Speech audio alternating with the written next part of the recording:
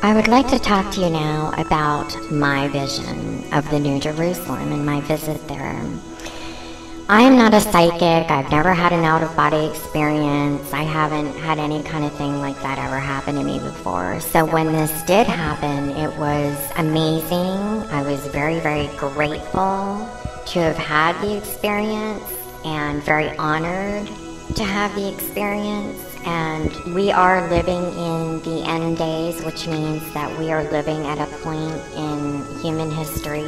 We're about to exit the church age and begin the tribulation age. And more people are seeing the shadows and UFOs. And they're also seeing more and more angels and supernatural events that are happening. And Jesus is taking more and more people to heaven and to hell so that they can come back and share their testimony so that people will believe. Because people just don't want to believe. And more people are having these experiences because there's proof in numbers. I mean, if you go through a supernatural experience, just you and one other person, and nobody else has, people don't tend to believe you. But if it's like multitudes of people, you have to begin to question, well, geez, what's going on here? It's like a person that's standing behind you in a yellow sweater, and I say, the person behind you is in a yellow sweater, and you don't believe me. And another person comes up to you and says, the person behind you is wearing a yellow sweater, and you don't believe them. And by the time it's all said and done, there's like 40 people in the room. We're all standing there telling you that the person behind you is wearing a yellow sweater. And you're like, I don't believe it. And then you turn around and you know that they're wearing a yellow sweater. The person really is wearing a yellow sweater, but it's too late because you're already facing them. I also find it very personally insulting when other Christians say, oh, you didn't really see that, or that was demonic, or that wasn't biblical, or this, that, or the other. Listen, I don't like when people say that, because do you not think I know the difference between something that's demonic and something that's not? I mean, I'm not an idiot, and I know how to test the spirits, and I'm going to tell you what I experienced. And you can believe me or not believe me or stick it in the oven and bake it at 350 for 45 minutes. It doesn't really matter. I just hope that this helps other people that are maybe facing death or afraid of death. And so that's why I'm telling you this vision. This vision happened probably about a month before this past summer of 2009. And I was sleeping, and I don't remember what I was dreaming at the time.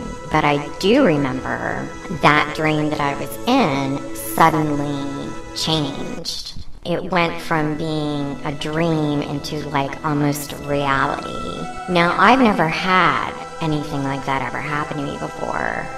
So for me, it was extremely strange and surreal because I went from a dreaming state to all of a sudden really being somewhere. But I was very aware that my body was still sleeping, but that I was no longer there. The first thing I noticed was a huge city. It was behind these trees and shrubs. And there was a sign that was there that was a brick sign, and it had flowers around it, and it was tall and large, and it had Hebrew on it. And I know it was Hebrew. I don't know how I know, because I don't know anything about Hebrew, but I just knew that it was Hebrew. And I went up to this sign, and I remember standing there, and I said, and I was looking at the city behind it, and I thought, well, what city is this? Where am I? And the sign suddenly morphed into English, and it said the New Jerusalem. And then it morphed back into Hebrew. And I grabbed the base of the sign and started hugging it because I was instantaneously filled with excitement, joy, happiness, but mostly relief. And like unbelievable relief, like I've never had ever experienced before. It was like 1,000 pounds of weight just came off my shoulder. It was like, oh, I am done with Earth. Thank God I'm here. And I felt so honored to be there and so happy that I was there. And I jumped around. I was like, I made it. I'm so happy. Behind me to the left was, I could feel the presence of Jesus. Now, I never saw him once, but he was there. Like, I knew he was there. And I could sense that he was smiling and found it amusing that I was jumping around and hugging this sign and, like, all happy.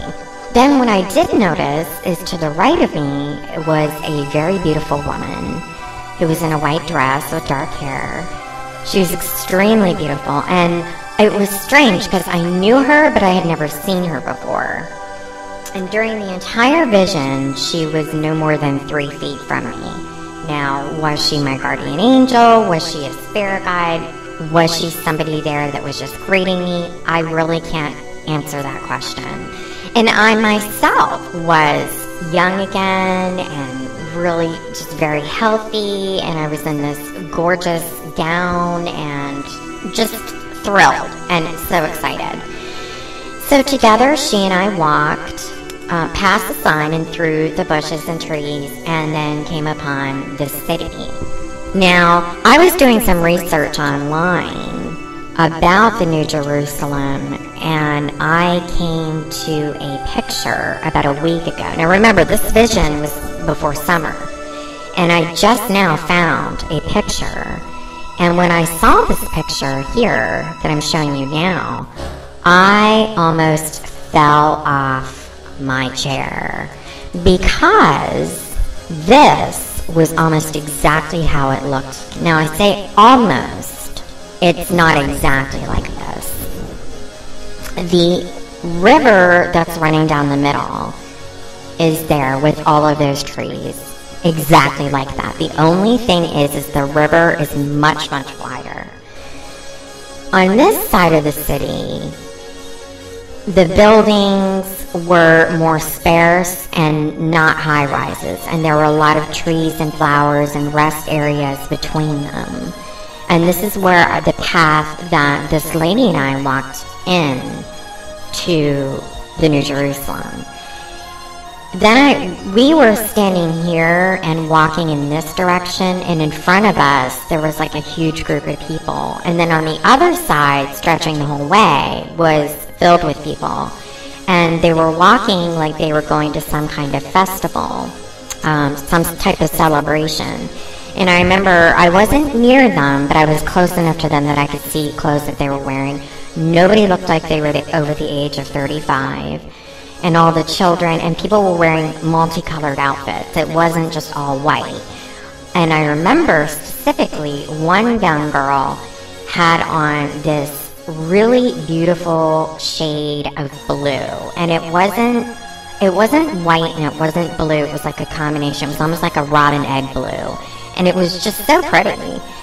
And everybody was so happy, and the adults are picking up the kids and carrying them, and everybody was laughing, and you could smell food in the air, like this feast that was about to happen, and you could hear music, and it looked like some of the kids were even carrying balloons. I don't know if they were just colored orbs or what, but they looked like balloons.